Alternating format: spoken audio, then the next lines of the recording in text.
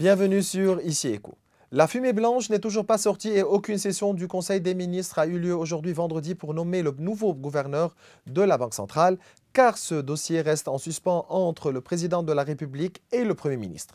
Ce qui est devenu clair, c'est qu'il y a 3 noms proposés pour la gouvernance de la Banque du Liban. Le président de la République insiste sur la nomination de Karim Saïd, tandis que le Premier ministre Nawaf Salam insiste pour nommer Samir Assaf en priorité, tout en acceptant Jihad Azrour si Assaf est rejeté. Il convient de noter que malgré l'insistance de certains partis internes pour inclure son nom parmi les candidats, Assaf a demandé à retirer son nom de la liste après avoir exprimé son désintérêt pour le poste de gouverneur de la Banque du Liban. Ce qu'il a également communiqué à plusieurs responsables français, dont le président français Emmanuel Macron. De plus, selon certaines informations, Azroul pourrait avoir renoncé à l'idée de devenir gouverneur de la Banque du Liban, ce qu'il aurait également fait savoir à plusieurs de ses proches. Selon les sources, le refus du président Nawaf Salam concernant Karim Saïd est dû au rejet par le président de la République du nom de son proche Firas Abi Nassif, qui est le candidat de Kolouna Irada, tandis que le président de la République fonde sa décision sur le critère de compétence.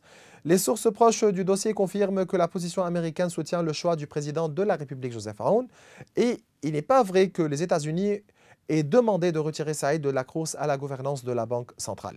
Salam estime que la décision de nommer le gouverneur de la Banque du Liban n'est pas du ressort du président de la République et du Premier ministre, mais relève de la compétence du Conseil des ministres dans son ensemble. En revanche, la coutume au Liban veut que la nomination du gouverneur soit d'abord approuvée par le président de la République pour des raisons de répartition confessionnelle.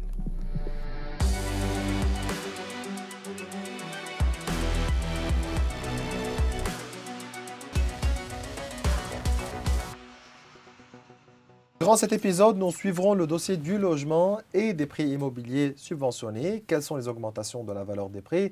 Quelles sont les conditions et les intérêts? Je reçois le président et le directeur général de la Banque de l'Habitat, Antoine Habib. Toujours un plaisir de vous recevoir, M. Habib. Merci Maurice. Pour commencer, comment l'élection du nouveau président et la formation du nouveau gouvernement ont-elles impacté la situation du logement et les demandes de prêts auprès de la Banque de l'Habitat? Vous savez, avant les élections présidentielles, il y a eu des demandes pour achat ou pour rénovation ou pour construire des habitations à des prix modérés. Mais après ce vide présidentiel qui a duré pendant 2 ans et l'élection d'un nouveau président, en l'occurrence général Joseph Aoun, et aussi la nomination du président Salam à la tête du gouvernement et la formation de ce gouvernement a donné de l'espoir aux Libanais, surtout aux jeunes Libanais et principalement aux émigrés qui ont trouvé une lueur d'espoir pour venir acheter ou rénover ou bâtir quelque chose dans leur village ou dans leur ville. Ce qui a progresser le nombre de demandes auprès de la Banque de l'Habitat. Et je peux dire que le nombre presque je ne peux pas dire doublé, mais un tiers a été augmenté parmi le nombre total. C'est clair. Juste pour dire que l'institution financière a recommencé à accorder les prêts qui ont déjà été débloqués. Ces prêts destinés aux personnes à revenus faibles et moyens incluent l'achat d'appartements, la rénovation d'une habitation, la construction sur un terrain ou l'installation de panneaux solaires.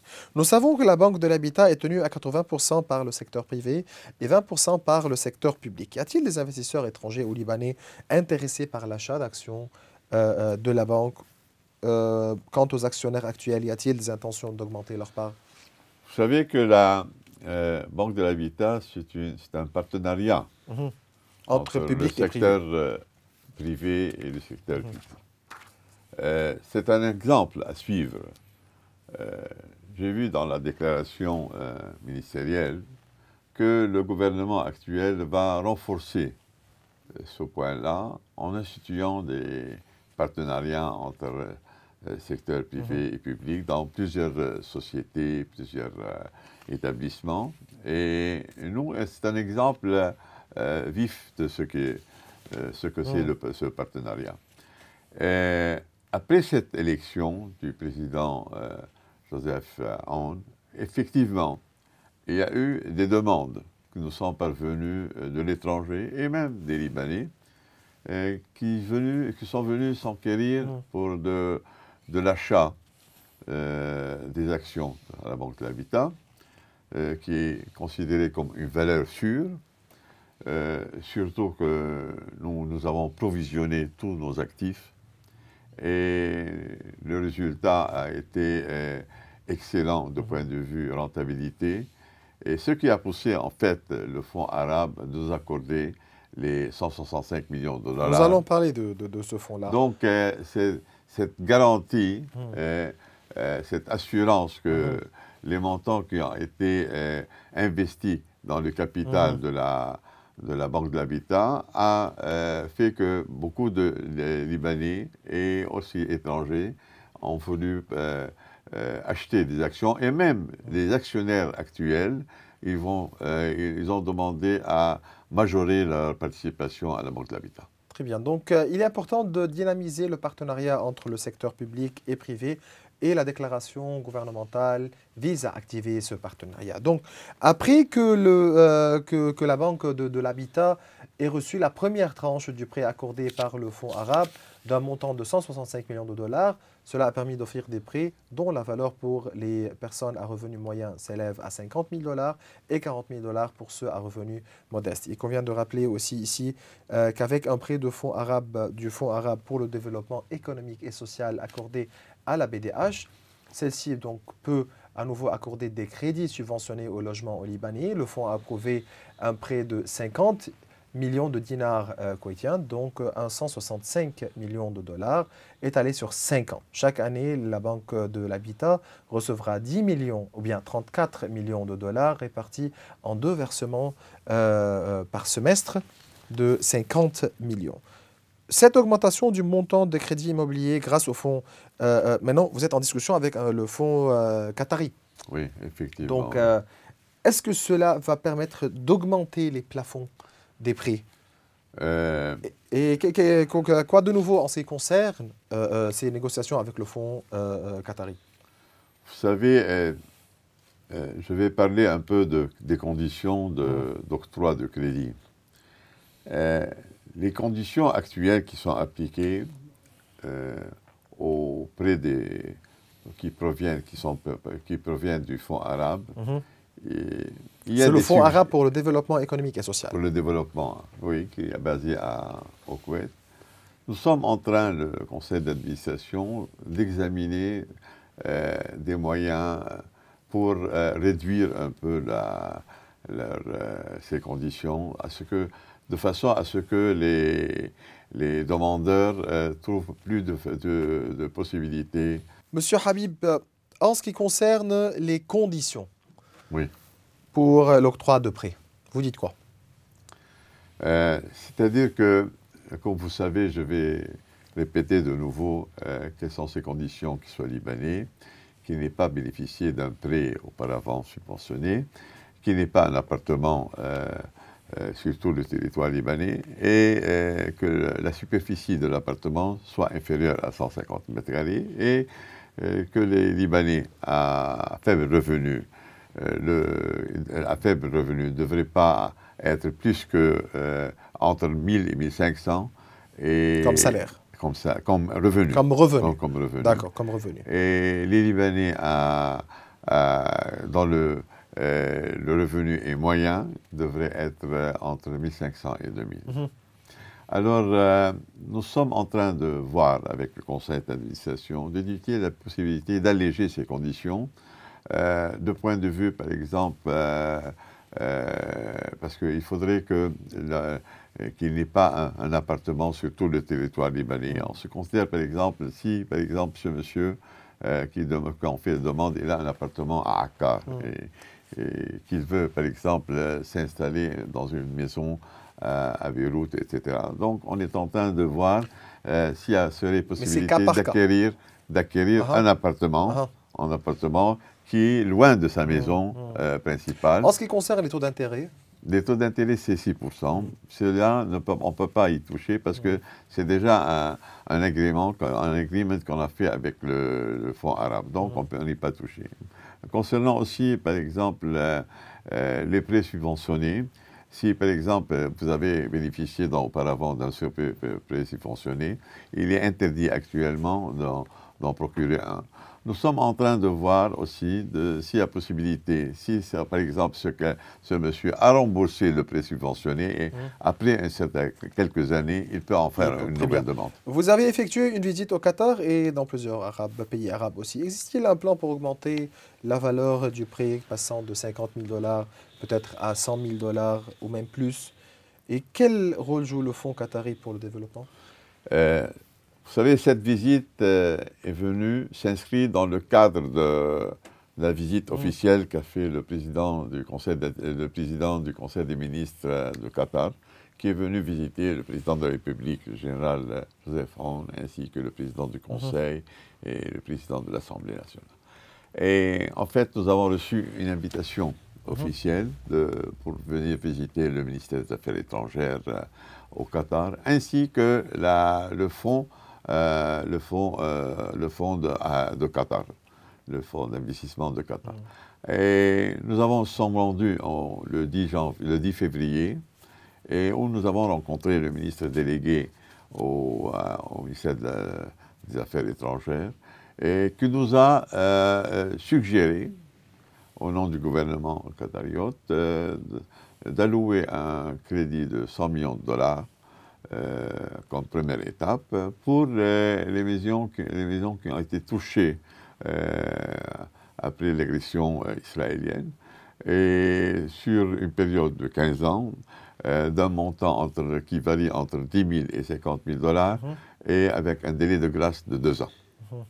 Et quant au fonds qatariote d'investissement, nous avons discuté avec lui d'un crédit qui pourrait être de 50 millions de $ par an sur 6 ans, ce qui fait 300 millions de $, sur 20 ans, avec un plafond de 100 000 $ par personne. Et quant à la logistique et les taux d'intérêt et tous les détails, ils vont faire partie de la visite que va faire la délégation qatariote au Liban, nous espérons après le Ramadan, et pour étudier comment matérialiser ça. On attend une délégation du Fonds qatari pour le développement et du ministère des Affaires étrangères du Qatar de la Direction générale des Affaires étrangères. Oui, qui visite donc à Beyrouth. À Beyrouth, donc, notamment aussi la Banque de l'Habitat. Qu'attendez-vous de cette visite? Vous savez, actuellement, après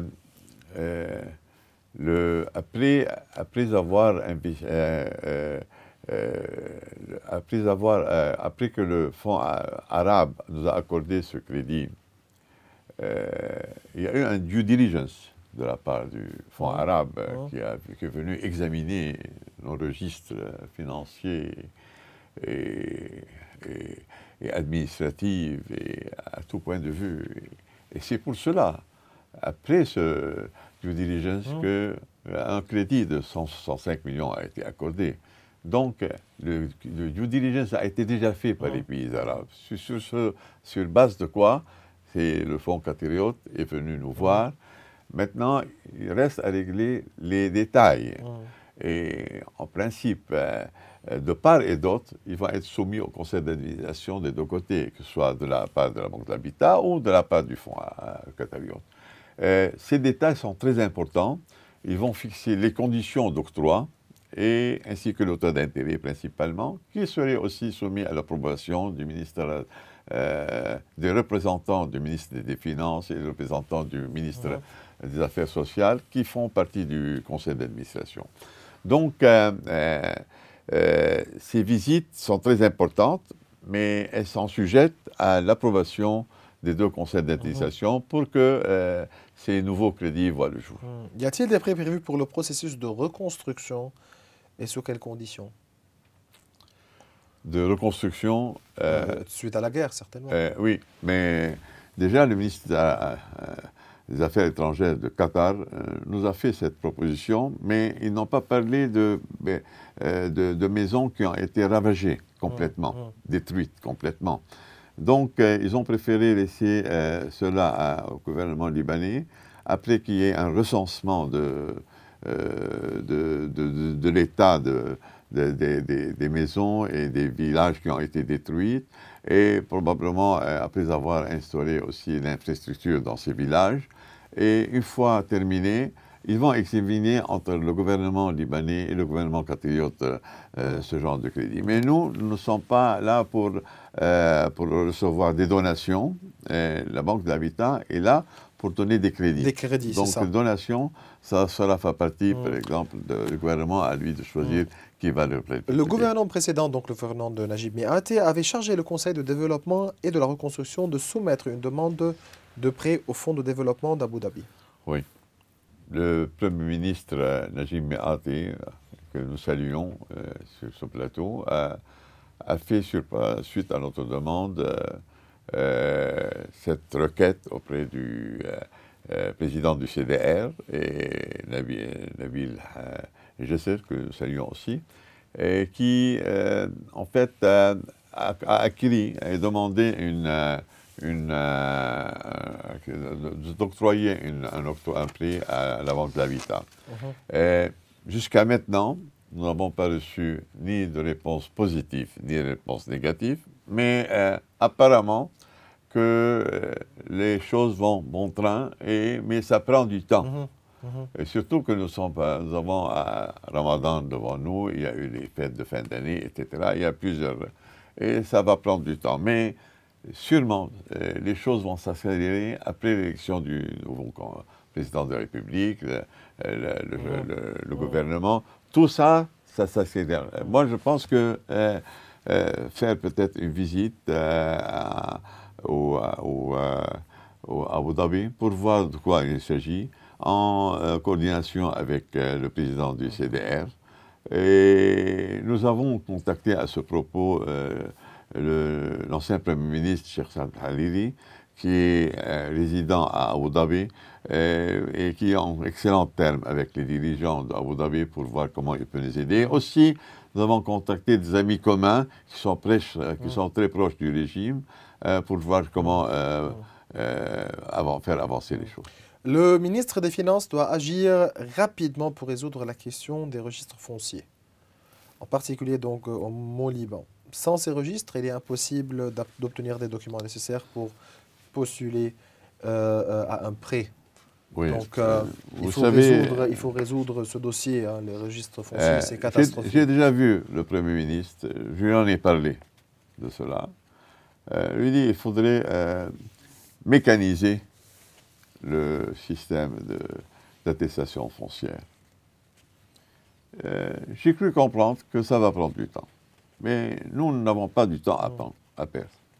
C'est pour ça qu'on pense utiliser les attestations foncières qui nous proviennent de certaines sociétés financières, comme la Bob Finance ou la MIT, etc. Ils sont en train de donner des attestations foncières non officielles. On va peut-être probablement recourir à ces demandes pour accélérer les demandes et faciliter la vie des demandeurs de prêts. Juste pour finir, est-ce que vous avez commencé à payer l'argent ou bien on est en phase maintenant de recevoir seulement les demandes? Nous sommes en train d'accorder des prêts. Combien de prêts on va accélérer le processus. Parce qu'il y a un problème d'attestation foncière. C'est ça. Nous avons donné un accord de 1013 demandeurs, mais malheureusement, ces demandeurs, ils ont des problèmes pour... Combien de prêts la Banque de l'Habitat a accordé jusqu'à 1013. Donc l'accord, c'est le prêt. Donc vous avez payé. Très bien. Donc voilà, c'est toujours un plaisir. Nous n'avons pas payé, nous avons donné l'accord, mais à eux d'amener les documents. En attendant qu'ils le prennent. D'accord, ça c'est clair. C'est toujours un plaisir de vous recevoir. Monsieur Antoine Habib, vous êtes le président et directeur général de la Banque de l'Habitat. Merci beaucoup, Maurice. Bien voilà, mes chers téléspectateurs, nous arrivons à la fin de cette émission. Vous pouvez revoir tous nos épisodes sur nos réseaux sociaux. Au revoir.